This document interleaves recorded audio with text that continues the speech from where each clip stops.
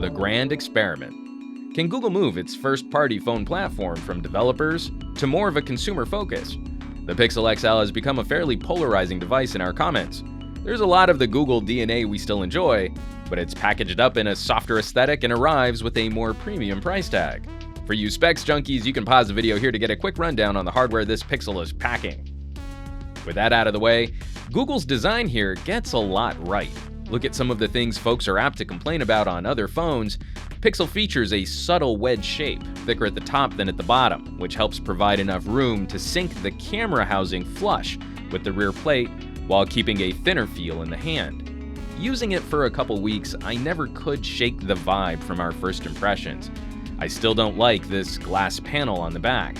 For how nice the satin finish is on the rest of the phone, the glass just feels out of place. It's incongruous. Though we are happy to see a company playing with bold color options, Pixel joins the Honor 8 as the only other phone people have asked me about personally while using it out in public. The most derided part of this look, though, has to be these front white borders. White edges certainly call more attention to the use of space here.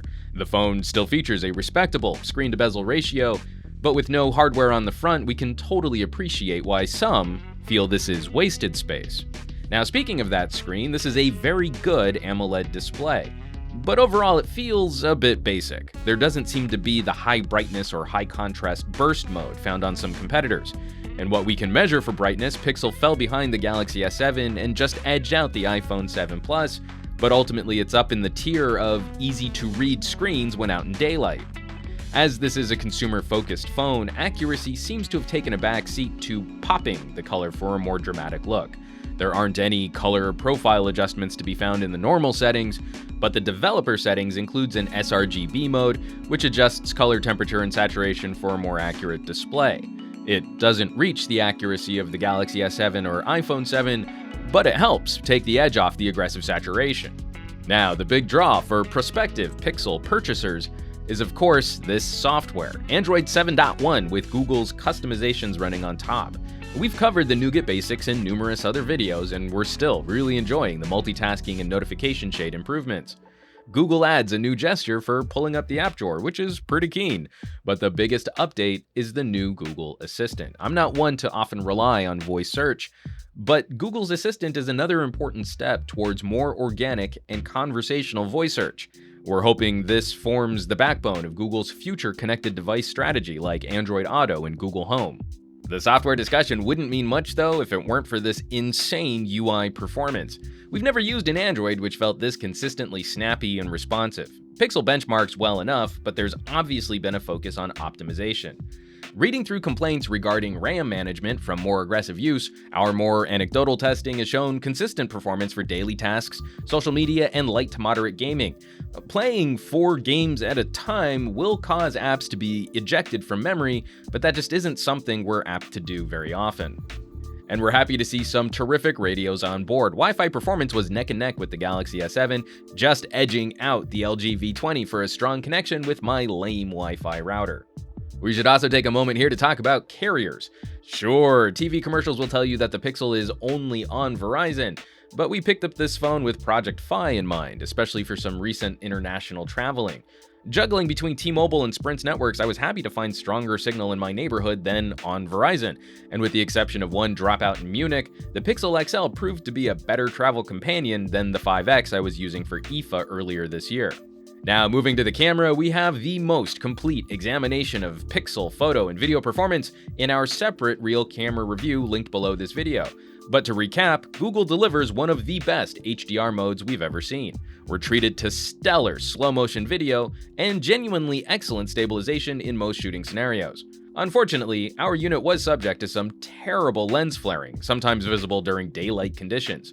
The software stabilization can get twitchy during panning, and we're disappointed to see, or hear rather, only mono audio recording while shooting video. This is ultimately a very good camera, especially for those folks who only shoot full auto, but it completely ignores people who would prefer more control over their composition, and lens defects knock it out of Google's assertion that this is the best camera ever. In chatting about the camera, many have pointed to the perk that you get unlimited full-quality Google photo storage from this phone. This is nice, but for photos, Google already allows unlimited storage for up to 16 megapixel images in 1080p video. I already use it to back up all of my iPhone photos as iCloud is stupid expensive. The main perk here might be for folks who shoot a lot of UHD video, which I do, but this isn't a feature we would necessarily point to as a purchasing motivator. Now, the audio situation is something of a disappointment. The bottom-firing speaker is about par for the course when compared to other bottom-firing solutions, but the headphone playback falls far behind most of the competition. We also have a more in-depth look at audio performance in our Real Audio review, but it would seem Google opted not to incorporate more HTC DNA here, which is a shame. And lastly, looking at battery life, the Pixel is a solid all-day performer. Under moderate use, we were consistently able to make it to dinner time with some room to spare. Looking at our media test, streaming 30 minutes of HD video over Wi-Fi at 190 lux, the phone drained approximately 5% of its battery, which is right in line with similarly spec'd flagship phones. And recharge times are upper mid-pack. 30 minutes on the included charger resulted in topping off the battery 37%, while the phone remained cool to the touch. So let's wrap this up. Where does that leave us with Google's Pixel XL? Well, there's a lot to like here.